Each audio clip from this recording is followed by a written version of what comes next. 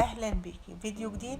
النهارده هشارك معاكي وصفه جديده. هنعمل مع بعض صوابع جيجي الترند الجديد. 8 كيلو صوابع جيجي 750 جنيه. يا ترى هتشتريه ب 750 جنيه ولا تيجي اقولك نعمله ازاي؟ هتعمليها في البيت باقل التكاليف وهيطلع معاكي احلى كمان من بتاع بره. مش هتفرقيه عن بتاع بره خالص. لو اول مرة تشوفيني انا اماني، لايك وشير لو عجبك الفيديو. ولو ما اشتركتيش في القناة اشتركي. يلا بينا بسم الله نبدأ الوصفة بتاعتنا. هحتاج لعمل الوصفة بتاعتنا نجهز شيرة ويكون تقيل وبارد.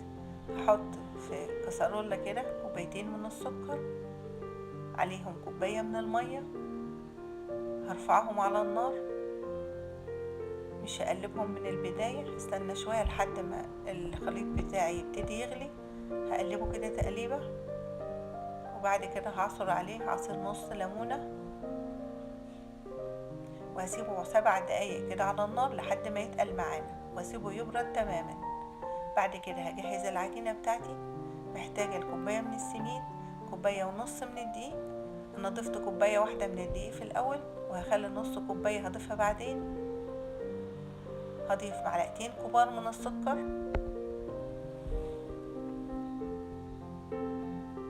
ربع كوباية من الزيت،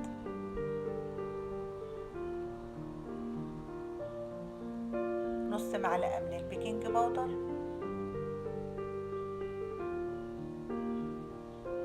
محتاجة نص معلقة أو معلقة صغيرة جدا ممسوحة من الخميرة. أنا مش محتاجة خميرة كتير في الوصفة بتاعتي. قلبت كده الخليط مع بعضه. بعد كده هبتدي أقلب كده الزيت في الخليط بتاعي، يعني ببسه كده زي ما كنت بعمل كحك لحد ما يختلط تماما وكل المكونات بتاعتي تتغلف بالزيت. بعد كده معايا 3/4 كوباية دافية من المية، هضيفها اقلبها بالمعلقة. هلاقي العجينة زي ما انتوا شايفين كده عجينة سايلة. هضيف نص كوباية من الدقيق المتبقية وابتدي اكمل عجن بايدي لحد ما تتكون العجينة. انا بعجن كويس. بعد كده هسيبها على جنب كده ترتاح شوية، ربع ساعة ولا حاجة كده. بعد ما ارتاحت معايا العجينة، هاخد العجينة بتاعتي هقسمها كده لجزئين متساويين. هاخد جزء منهم ارش كده رشة دقيق، بعد كده افردها بايدي واكمل فرد بالنشابة. هحاول كده اعمل دايرة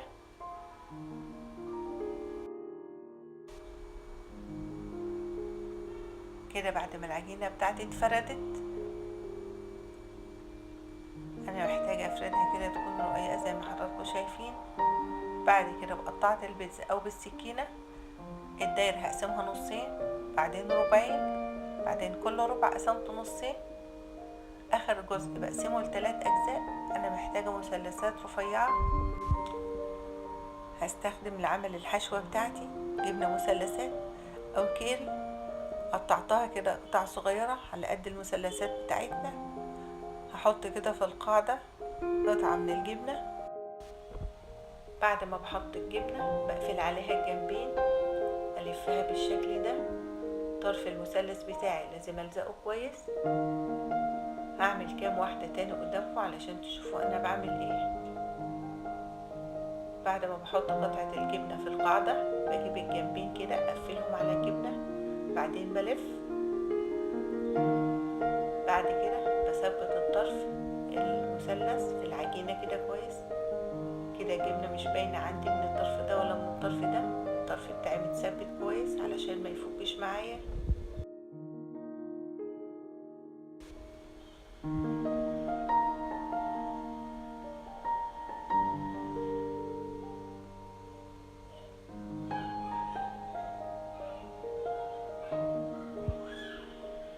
ده كان شكلهم بعد التشكيل. تقدري تعملي الحجم اللي انت عاوزاه. اخر مثلث انا قسمته على 3. تقدري لو حابة حجم اكبر شوية تقسميه على 2 بس. على النار حطيت زيت غزير سخنته كويس. بعد كده حطيت الوحدات بتاعتي. ههدي النار شوية واكمل التحمير على نار متوسطة.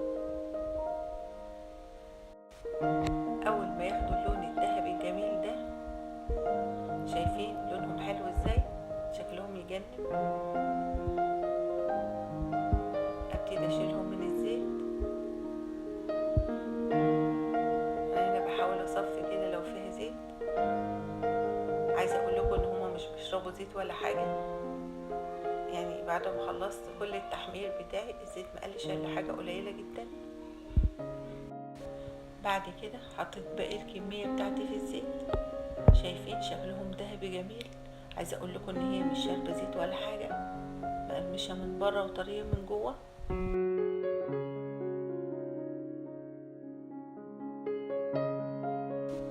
بعد كده هحطهم في الشربات التقيل البارد اللي انا جهزته. هحطهم كده وهقلبهم كويس وهصفيهم من الشربات كده بقى جاهز عندي.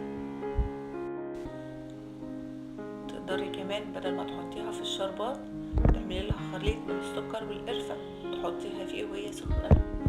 هنقدم معاها صوص كراميل او صوص شوكولات او اي صوص تحبيه.